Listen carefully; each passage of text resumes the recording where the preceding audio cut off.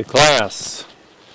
We're on the last LP for this social media marketing class, and congratulations for getting this far, and you're all still intact.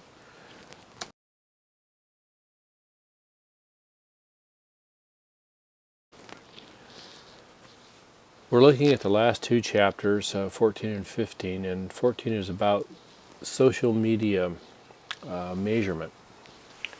And that's really just taking a look at what's going on with a particular topic and assessing, and I'll give an example in a second, assessing the chatter that's occurring out there around the topic to try to get a feel for how it might impact your particular product or service. Or it could be a topic that you've seeded out there on a particular site or in the web in general. So you could have seeded it onto your company's Facebook page, and you're following the chatter on that specifically.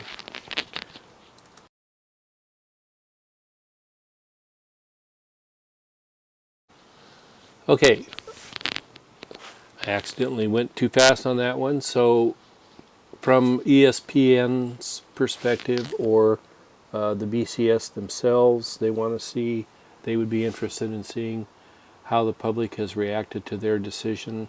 Nike be looking at, from a demand standpoint, perhaps, what the appeal of the marketplace is to the decision that's made. And so you have to choose your focus areas on where you think you're going to get the best information. So ESPN has chat rooms for different topics on their websites. The BCS probably would have a Facebook or a Twitter, or a Facebook or Twitter presence where they could track it. The point being that you want to decide where you can get the best information from your particular perspective to monitor the topic of the moment that you're interested in.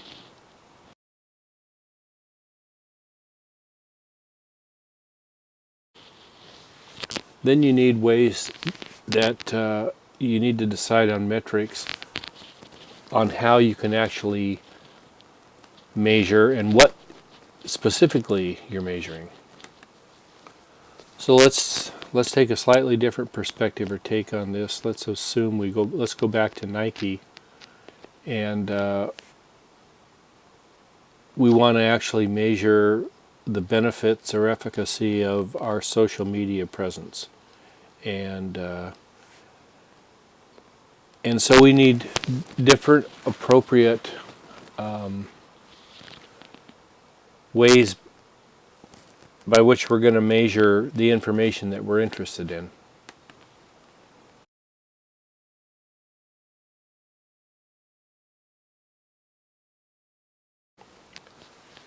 Now, it's important to realize that the impacts of a social media marketing effort could be measured quantitatively and qualitatively.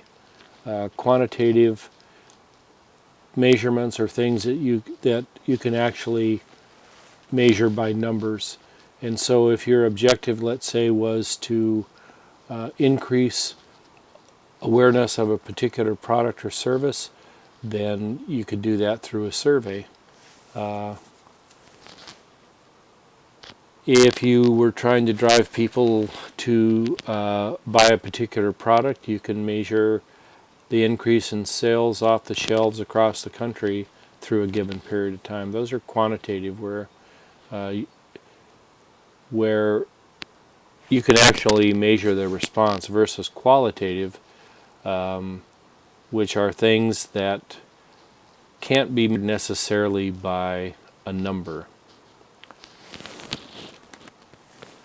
In both cases, though, you want to look at KPIs, which are key indicators. So they typically, in business, those are things like return on investment for the dollars that you spent. They may be increases in public awareness. They may be increases in market share, in unit sales, dollar sales, etc. So you want to pick or satisfaction, customer satisfaction. So you want to pick measurements that you think are appropriate for the effort you're conducting the social media.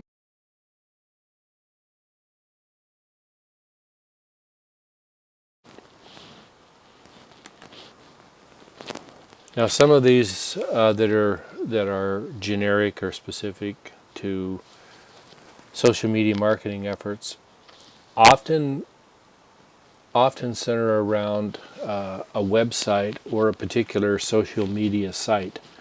So, if you have a Facebook presence or a Twitter presence or your website online, you have a number of different appropriate metrics that you can use to measure your intended outcome. If you want to push people to the website, for example, then you can measure that by the number of actual hits on a website, the click-throughs. There's all kinds of different related items, new customers, retained customers. So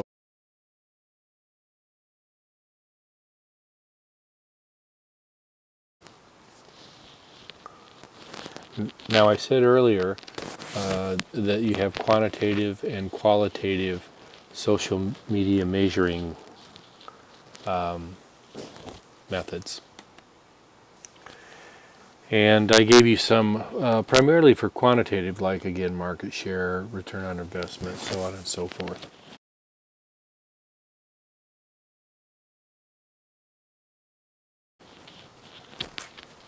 But qualitative is important as well, and there are different methods to measure qualitative impacts. So examples of qualitative metrics include things like opinions about a particular brand, whether you think it has panache or cachet in the marketplace. What's that mean? It means is this a high-end quality product or brand, or is it mid-level, etc.?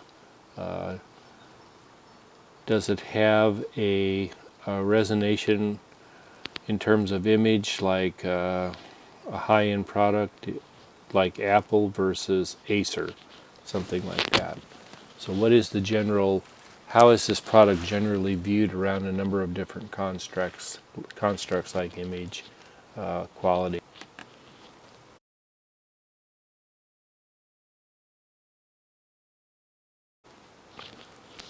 So some key indicators often can pertain to things like dialogue, the share of the voice, or an audience engagement that you have around a particular topic. Could be your particular share of the discussion around the World Cup, or going back to the BCS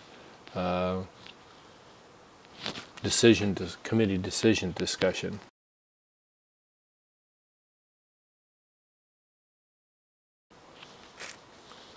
There are key indicators for measuring advocacy. Who are your advocates for your brand or service or your decision? How many of them do you have? Are these people that you can actually influence their action, and they in turn can impact actions within their sphere of influence? And ultimately, what is the nature of the impact? Is that translate into image? Does it translate into new purchases, new customers, etc.?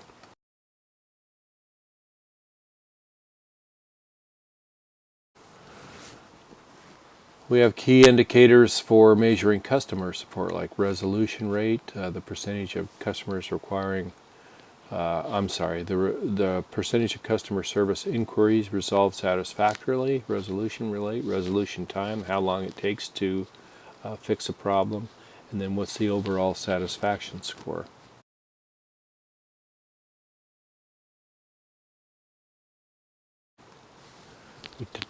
I mentioned earlier return on investment as a metric, and return on investment is sort of an age-old metric from business. If I spend $100, do I get $150 in added profit? You know, or if I spend $100, does it generate? That might generate $400 in sales, of which 20% of that is profit. It might generate new customers, et cetera, et cetera. Again, it goes back to setting those objectives or goals, and then in setting ones that can be measured, and then monitoring those.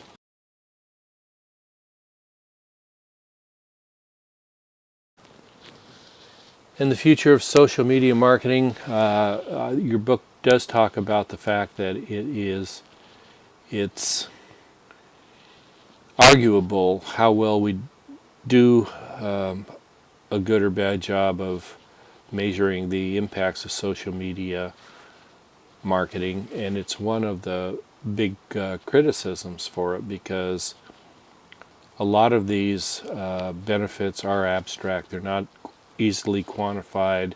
They're qualitative. They're hard to measure. But I would say that the discipline is still developing, and so the ways of measuring its impact are developing as long.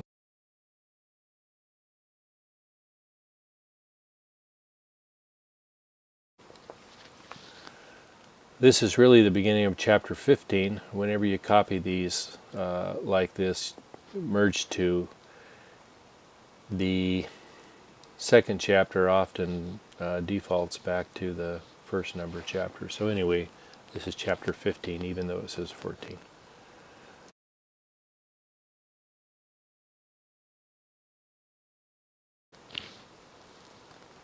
And so this last chapter, and I'm not going to spend a lot of time on it because it's so long, but this is really the root of your final project, which is writing a social media marketing plan. And so there are some suggestions and tricks that have a pretty effective impact on how that plan is actually perceived.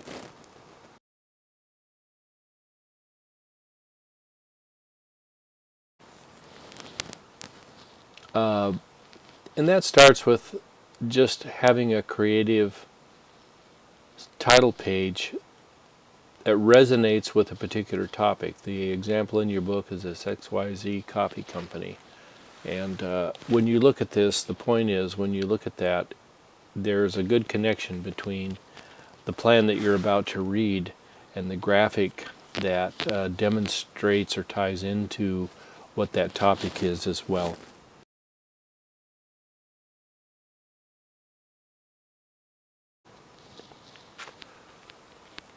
In your plan, I would write your table of contents first. Follow the format of the plan.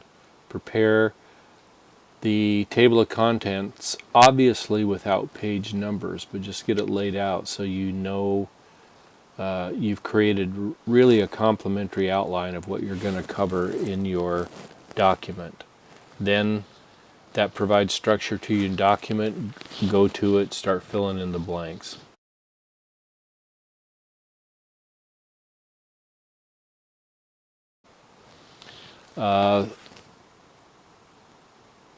As far as what has the most effect when somebody reads your document, by far and away, the most valuable component of any plan, business plan, marketing plan, social media marketing plan, is the executive summary. And that's because, for the most part, that's the only thing that's largely read by most readers. And so it should be a good summation of the content in the rest of the plan. It should be somewhere between a half a page and a page and a half, never more than a page and a half, because you're just rewriting content that's in your document. But it should be a good summary of sort of all the major points from all the major sections of the plan.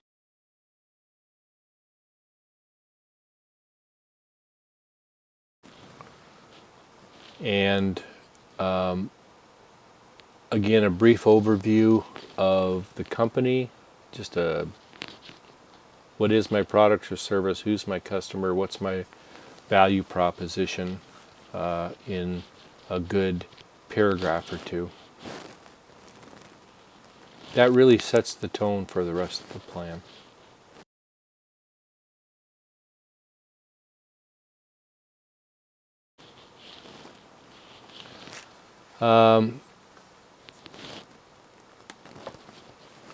So one of the things you want to talk about initially is really the scope and scale of your social media marketing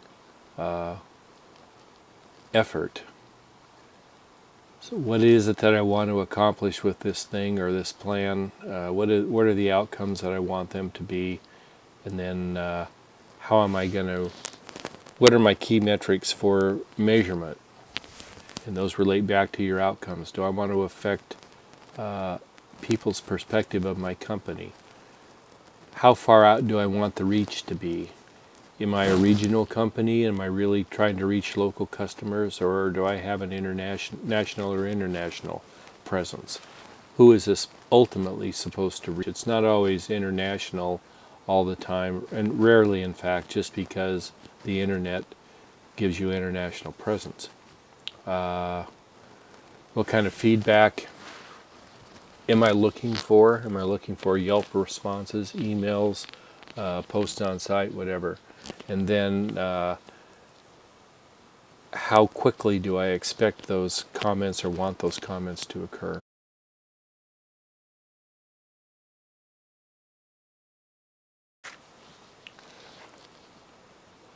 I left this slide in because I think it's appropriate to acknowledge that any good plan usually has a SWOT analysis. I'm not going to go through what a SWOT analysis is. You ought to know by now. But lay them out in a format something like this, or even with the use of bullets.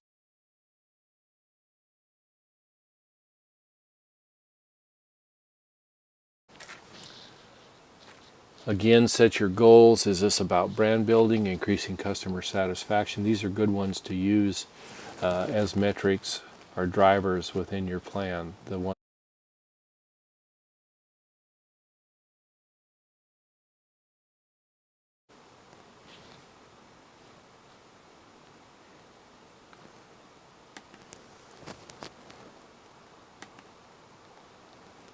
And finally, on this particular slide, what is it that I'm really, what is it that I want this thing to do in terms of strategic development? As far as my media presence is concerned, am I trying to categorize my customers? Am I trying to understand their connection with me and my company or my brand? Am I trying to talk to them? Am I trying to collaborate and get new ideas for new products? Just connect with them? I'm contributing to their concerns and needs, vice versa. Do I want feedback from them? Am I trying to develop community? And am I trying to actually impose or convert my strategy through this effort, or do I do it through some other effort? So just think it through. Think through what your plan is intended to do. Be clear on that, especially in your executive summary, and then tie that into the detail of the plan in the various components.